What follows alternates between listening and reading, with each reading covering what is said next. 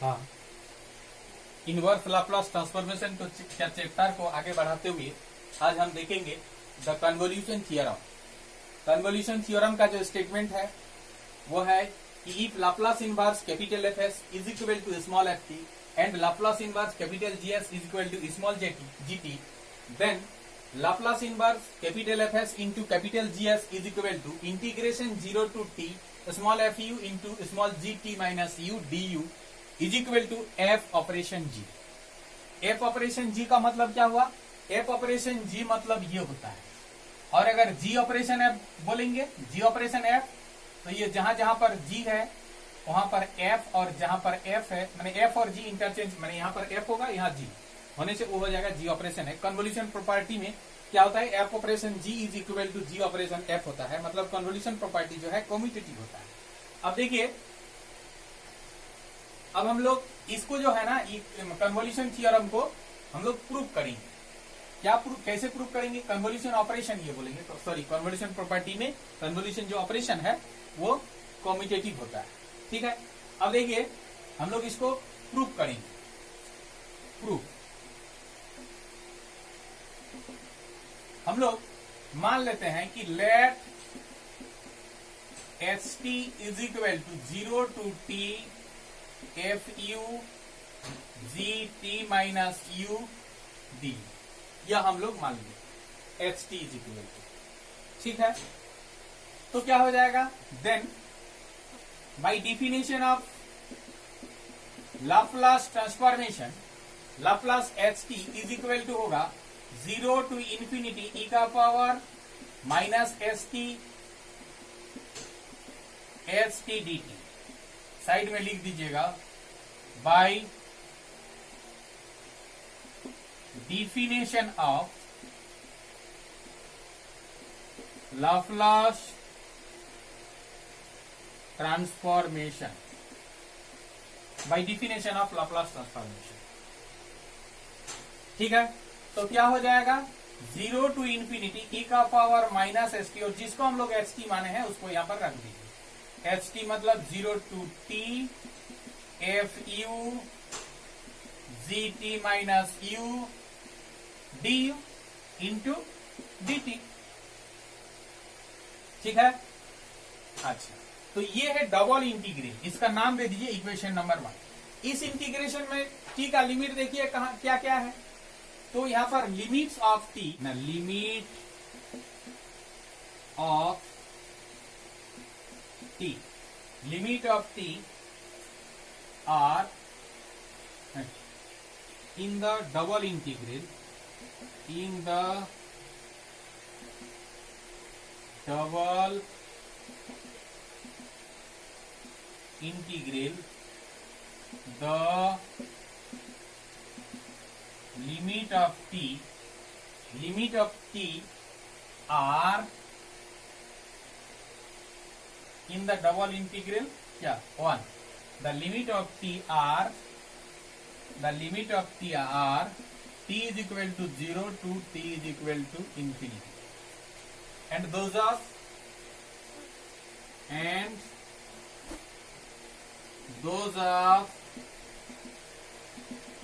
limit of u are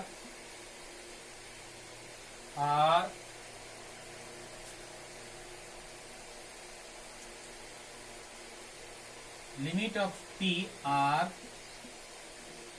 from t is equal to 0 to t is equal to infinity, यहाँ पर, and those are limit of u are from u का limit क्या ना, u is equal to 0 to u is equal to t, u is equal to 0 to u is equal to t। इसके बाद क्या, इसके बाद अभी देखिए रीजन ऑफ इंटीग्रेशन क्या है।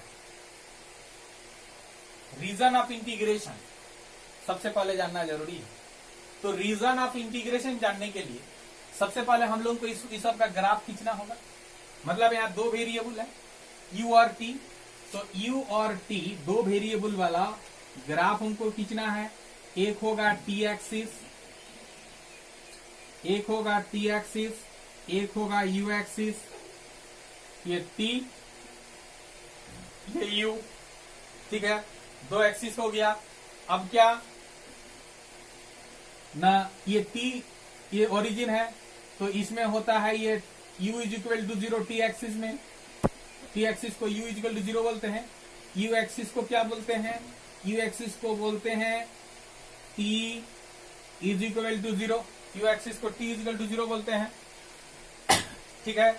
अच्छा अब देखिए इस सब का ग्राफ चूंकि खींचना है तो t इज इक्वल टू 0 कौन सा, तो t इज इक्वल टू 0 ये वाला line, t is equal to infinity मतलब t इज इक्वल टू 0 से ये वाला जो लाइन है इससे इंफिनिटी डिस्टेंस पर एक लाइन होगा, इसी के पैरेलल में एक लाइन होगा इंफिनिटी डिस्टेंस पर, तो वो हो जाएगा t is equal to infinity, फिर u इज इक्वल टू 0 ये होगा u is equal to t, u is equal to t वाला लाइन यही होगा,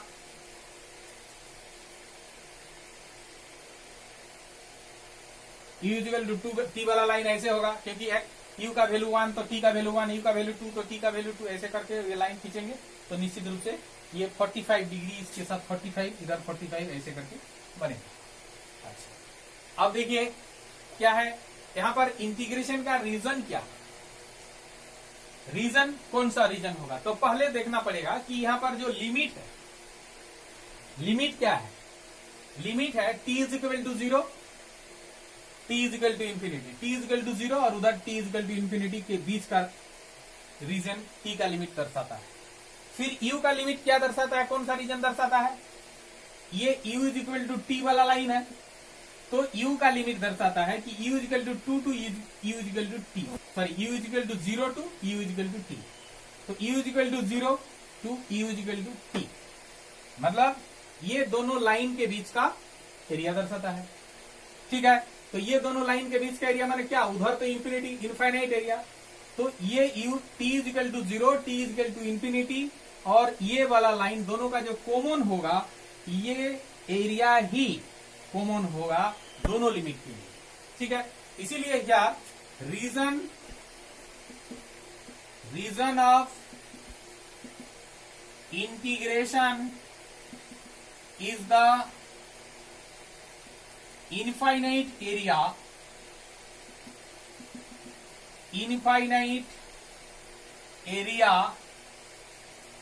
below the line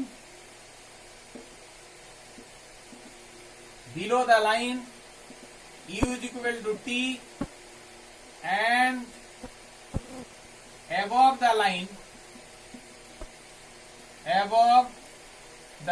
u is equal to 0, माने u is equal to 2 के नीचे और u इक्वल टू 0 के ऊपर, ठीक है। तो देखिए अब हम ऑर्डर ऑफ इंटीग्रेशन चेंज करेंगे, तो to change the order of integration, to change the order of integration, to change the order of integration we take two steps in the region of integration, in which one is, जिसमें से एक क्या होगा, parallel to the u axis and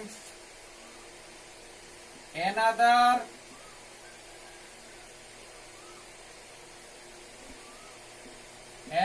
is parallel to the t axis,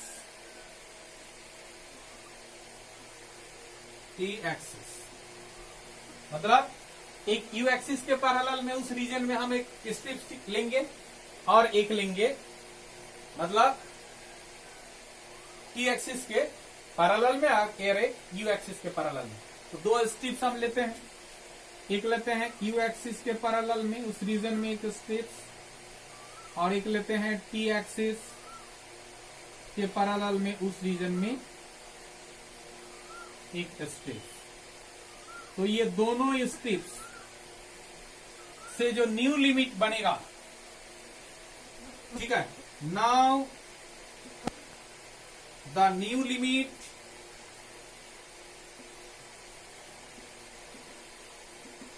of T are from क्या, new limit of T का जो new limit होगा, T का, ये टी एक्सिस है, तो टी का न्यू लिमिट क्या है, यहां पर टी का वैल्यू क्या होगा, T is equal to U to T is equal to the infinity.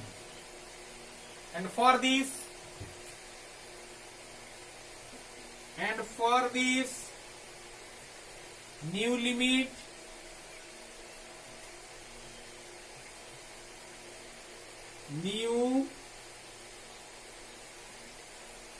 new limit of u are from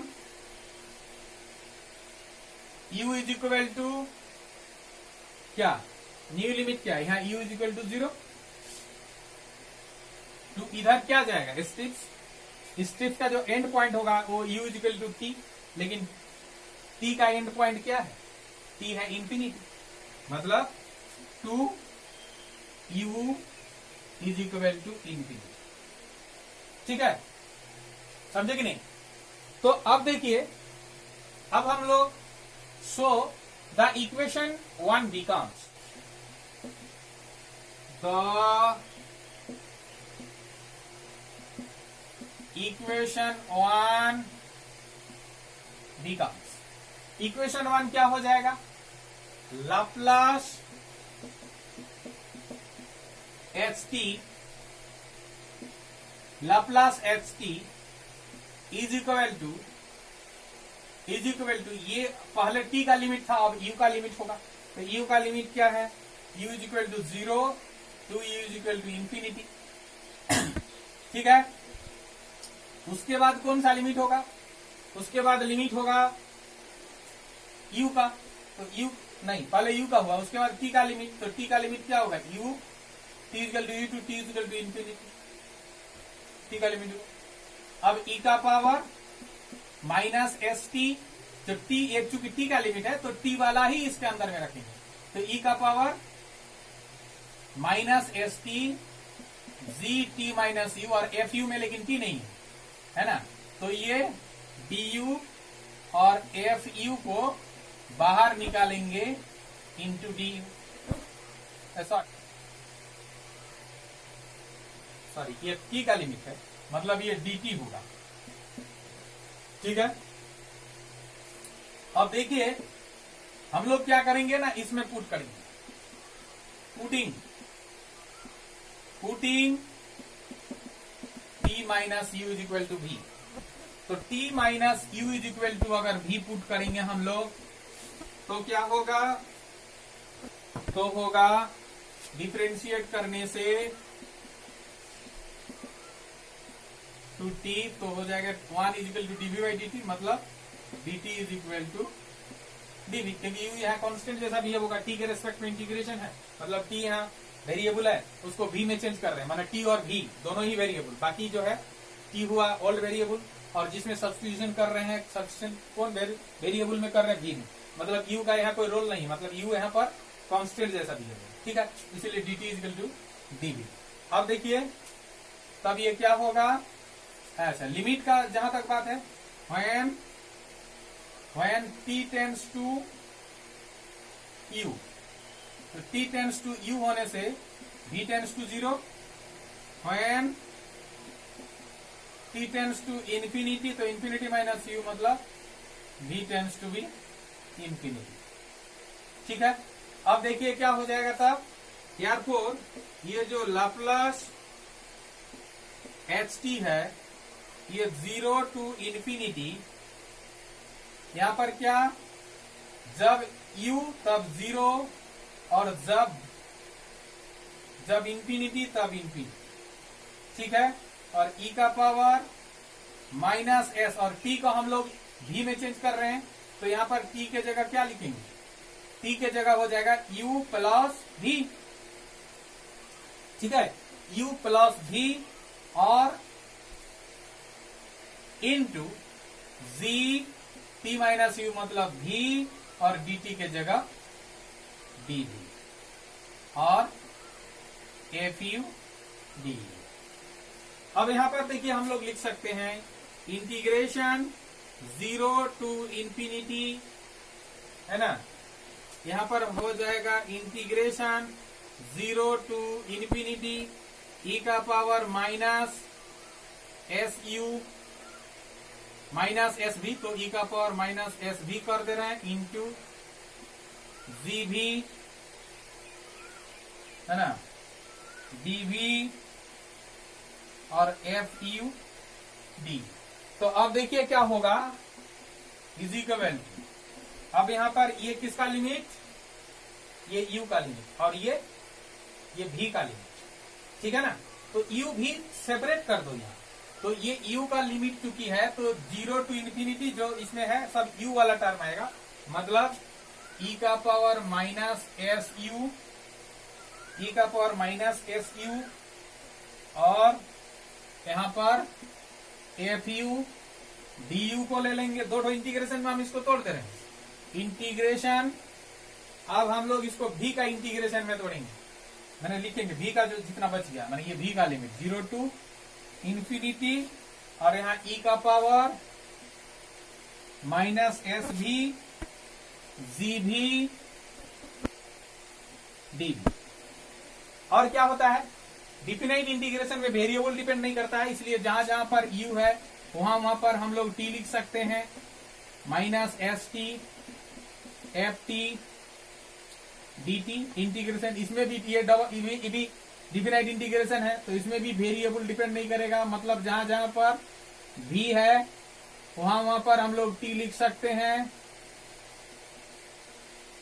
अच्छा, और ये मतलब क्या हो गया, ये मतलब हो गया Laplace F T, Laplace F T into ये हो गया लाप्लास जी टी, और दिया हुआ है देखिए Laplace inverse F S is equal to F T, तो लाप्लास एफ टी क्या होगा, लाप्लास एफ टी हो जाएगा एफ एस और ये लाप्लास जी टी हो जाएगा जी एस, साइड में लिख दीजिएगा S Laplace inverse F S is equal to F T, है ना, and Laplace inverse G S is equal to G T, Laplace inverse F S is equal to F T and Laplace inverse G S is equal to G T. तो Laplace inverse F S is equal to अगर F T होता है तो F S is equal to Laplace F T, इसीलिए Laplace F T हम लोग के जगह पर लाप्लास एफ टी की जगह एफ एस लिख दें और मैंने लाप्लास जी टी की जगह जी एस लिख दें, ठीक है, क्यों, क्योंकि Laplace inverse G S equal to G T है तो Laplace G T equal to G S. अब F S into G S ये क्या बराबर हुआ, ये क्या बराबर हुआ, ये लाप्लास एच टी बराबर हुआ, तो लाप्लास एच टी ना ये जो हुआ लाप्लास एच टी, तो लाप्लास एच टी, एक मिनट, लाप्लास एच टी बराबर हुआ F S into G S, तो लाप्लास को उधर भेज दीजिए, तो H T is equal to हो जाएगा Laplace inverse F S into G S. Laplace H T अगर एफ एस होता है तो Laplace inverse F S is equal to H T by inverse Laplace transformation. अब क्या हो जाएगा, एच टी जो है Laplace inverse F S into G S is equal to H T. H T किसको माने थे, एच टी माने थे integration 0 to T F U G T minus you D, ठीक है, कोई दिक्कत नहीं है समझने में, अगर किसी को समझने में दिक्कत हो तो जरूर कमेंट सेक्शन में कमेंट करके बताइए। ये हो गया प्रूफ, इसी को हम लोग ये जो बोलते हैं कॉन्वोल्यूशन प्रॉपर्टी से एफ स्टार जी, ठीक है, तो ये प्रूफ हो गया। तो ये था कॉन्वोल्यूशन थ्योरम। तो देखिए कन्वोल्यूशन थ्योरम का यूज करते हुए हम लोग कुछ सवाल यहां पर बनाएंगे। इसका 1 नंबर वाला का हम लोग सॉल्यूशन करते हैं। 1 नंबर वाला, ठीक है। हम लोग मान लेते हैं कि let fs is equal to 1/s plus A and gs is equal to 1/s plus b, ठीक है। तो दोनों में लाप्लास इनवर्स लगा देंगे। तो लाप्लास इनवर्स fs, ये क्या होता है? ये तो होता है ft। लाप्लास इनवर्स fs होता है ft। तो ft क्या होगा? fs अगर ये होगा तो ft is equal to Laplace inverse fs is equal to Laplace inverse 1/s plus a। मतलब क्या होगा? e का पावर -80, ठीक है। e का पावर -80।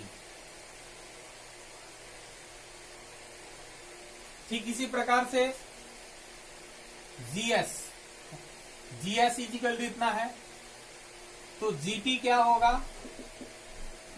लाप्लास इनवर्स gs, यहां पर लिख दीजिएगा then Laplace inverse gs is equal to 1/s plus b, 1/s plus b मतलब e का पावर -b, ठीक है। e का पावर -b। अब देखिए ये हो गया ft, ये हो गया gt, ये हो गया ft। Now by convolution theorem, Laplace inverse fs into gs, Laplace inverse fs into gs is equal to क्या होगा? Integration 0 to t fu into g t minus u du, यही ना होता है भाई कन्वोल्यूशन थ्योरम। देख लीजिएगा अभी जो प्रूफ किए थोड़ा देर पहले, Laplace inverse fs into gs is equal to यही होता है। तो देखिए 0 टू t fu, ft का वैल्यू ये है, ft का वैल्यू e का पावर -80, तो fu का वैल्यू क्या होगा? e का पावर -au। gt का वैल्यू क्या है? e का पावर -bt, तो gt माइनस u का वैल्यू क्या होगा? e का पावर -b और t के जगह t minus u into D, यही होगा। अब देखिए क्या हो जाएगा? 0 टू t e का पावर -au, e का पावर -au इंटू e का पावर -bt इंटू e का power minus plus bu du। तो क्या होगा? देखिए क्या हो जाएगा? -bt जो है, -bt तो कांस्टेंट, वो बाहर, e का power -bt integration 0 to t e का power -au plus bu du, मतलब हो जाएगा e का power -bt integration 0 to t और यहाँ पर e का पावर हो जाएगा क्या? मतलब कि u अगर कॉमन ले लेंगे तो b माइनस a du। यदि हम लोग यहाँ पर इंटीग्रेशन कर देते हैं तो इंटीग्रेशन करने से e का power u b minus a और u का जो कोफिशिएंट है b माइनस a नीचे, यहाँ पर 0 टू t, ठीक है। तो क्या हो जाएगा? हो जाएगा इज इक्वल टू e का पावर -bt इंटू ऊपर में हो जाएगा e का पावर इंटू हो जाएगा पहले upper limit b minus A को बाहर कीजिए तो ऊपर में जो है उसमें अपर लिमिट e का power t into B minus A minus e का पावर 0। जब लोअर लिमिट बैठेंगे तब क्या हो जाएगा, e का power minus B T by B minus A और अंदर में e का power B T into E का power minus A T minus 1। मतलब e का पावर माइनस बी टी को अगर मल्टीप्लाई कर देंगे तो 1 बाई बी माइनस ए, यहां पर e का पावर माइनस बी टी और e का पावर प्लस बी टी माने e का पावर 0 माने 1 हो जाएगा। तो e का power minus A T minus e का पावर माइनस बी टी, यही हो जाएगा आंसर। अगर समझने में कोई दिक्कत है तो आप लोग जरूर कमेंट सेक्शन में कमेंट करके बोलिएगा। और देखिए एक चीज, ये जो दोनों सवाल है एकदम सेम टू सेम ऐसे करके आप लोग बना सकते हैं, ठीक है। सवाल देखिए, सवाल है use the convolution theorem to evaluate this Laplace inverse S by S square plus A square का होल स्क्वायर। तो इसका सॉल्यूशन हम लोग मान लेते हैं कि let F S is equal to 1 by S square plus A square and G S is equal to 1 by S square plus A square, ठीक है। तो क्या हो जाएगा देन जो अच्छा F S into G S कर देने से देखिएगा ये आएगा, इसीलिए इसका वैल्यू को हम लोग Laplace inverse F S into G S बोल सकते हैं, ठीक है। तो F T is equal to क्या हो जाएगा यहाँ के लिए, F S is equal to अगर ये है then F T is equal to Laplace inverse F S, यही ना होता है। तो लाप्लास इनवर्स एफ एस मतलब S Y S square plus A square, और इसका होता है cos 80, ठीक है। And GT is equal to Laplace inverse GS is equal to Laplace inverse 1 by S square plus A square, और इसका होता है 1 बाई ए साइन 80, ठीक है। Now by convolution theorem, now by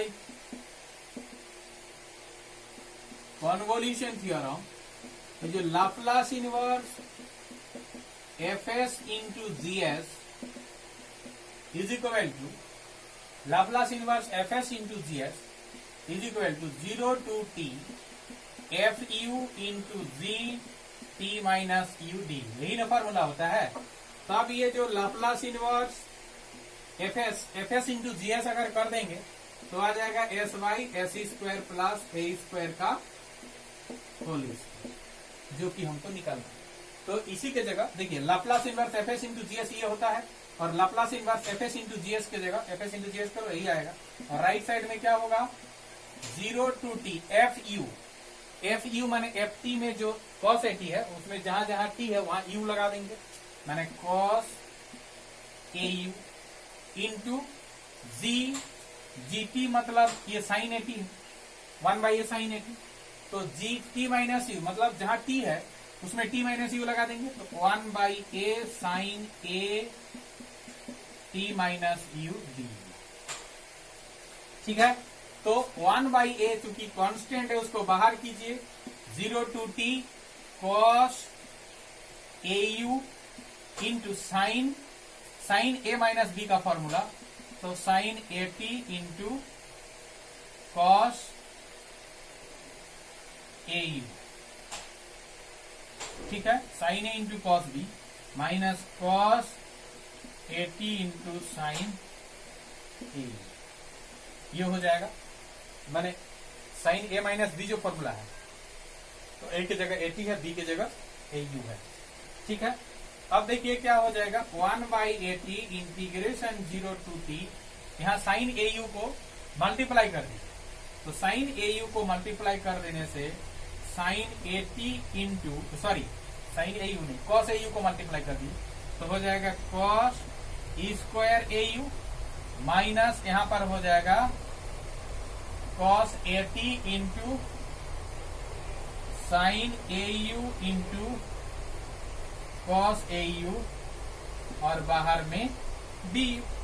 अब 1/a इंटीग्रेशन 0 to t।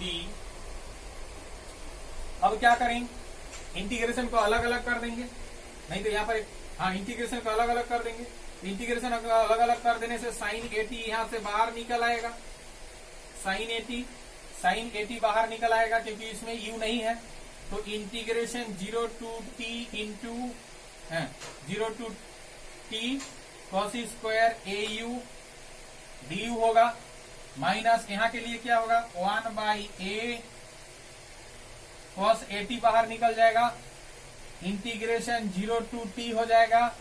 यहां पर हो जाएगा साइन इंटू कॉस ए मतलब साइन 2au बाई 2 इंटू मैंने साइन 2 थीटा का जो फॉर्मूला होता है 2 sine theta into cos theta, तो 2 sine theta into cos theta equal to sine 2 theta, sine theta into cos theta equal to sine 2 theta by 2, इसलिए sign 2au by 2। ठीक है, अब देखिए क्या होगा 1/a साइन 80 1/a साइन 80 यहां पर इंटीग्रेशन 0 to t, ये कॉस स्क्वायर ए यू को हम लोग लिख सकते हैं 1 plus cos 2au 1 plus cos 2au by 2। तो बाई 2 को हम लोग यहां पर दे देंगे d माइनस 1/a और 2 को इसमें भी बाहर निकालिए 2a cos 80 integration 0 to t sine 2au d। ठीक है, समझने में कोई दिक्कत नहीं है। तो अब देखिए is equal to 1/2a sign 80 और इंटीग्रेशन अलग अलग कर देने से इसका t का हो जाएगा 1 का 1 इंटू डी का u और इसका साइन कॉस का होता है, कॉस का इंटीग्रेशन होता है sine A U sine 2au by 2a limit 0 to t। ठीक है, माइनस 1/2a और कॉस 80 और इधर साइन का इंटीग्रेशन जो होगा माइनस कॉस, तो इसीलिए प्लस, तो कॉस 2au बाई 2a और इसमें लिमिट 0 to t। अब देखिए 1/2a साइन 80 पहले अपर लिमिट पुट कीजिए तो t minus t plus sign 280 by 2a minus lower limit में ये 0 हो जाएगा और साइन 0 का भी वैल्यू 0 हो जाएगा तो वो 0 हो गया लोअर में, प्लस 1/2a cos 80 यहां पर अपर लिमिट में होगा cos 280 by 2a minus lower limit में cos 0 बाई 2a मतलब 1/2a, cos 0 का वैल्यू 1 हो जाएगा तो 1/2a। ठीक है, तब यहां पर देखिए 1/2a हम लोग इसको मल्टीप्लाई कर दे रहे हैं t sine 80 plus 1/4a sine 80 into sine 280 इधर हो जाएगा 1/4a स्क्वायर होगा ना, उसके बाद यहाँ भी होगा 1/4a square cos 80 into cos 280 minus 1/4 A square. ठीक है, अब क्या होगा, 1/2t sin 80, ये दोनों जगह से 1/4 ए स्क्वायर कॉमन ले लो तो हो जाएगा cos 80 into cos 280 plus sin 80 into sine 280 minus 1/4 A square. तब यहां पर होगा 1/2 80 साइन 80 प्लस 1/4 ए स्क्वायर। यहां पर क्या होगा, cos A into cos B plus sine A into sine B, मैंने cos ए माइनस बी, मतलब 280 माइनस 80 और minus 1/4 A square is equal to 1/2a t sine 80 प्लस 1/4 ए स्क्वायर cos 280 माइनस 80 मतलब 80 minus 1/4। एक मिनट, यहाँ पर गलती हो गया, ये cos 80 होगा, cos 80 भी तो इसके साथ मल्टीप्लाई होगा ना, cos 80 इंटू 1, तो यहाँ cos 80 ये हो जाएगा cos 80, तो ये हो जाएगा cos 80। ठीक है, तो देखिए 1/4 A square cos 80, 1/4 A square cos 80 दोनों सेम है, और इसका माइनस है इसका प्लस है, दोनों कट गया तो हो गया 1/2a t साइन 80, यही आंसर। ठीक है।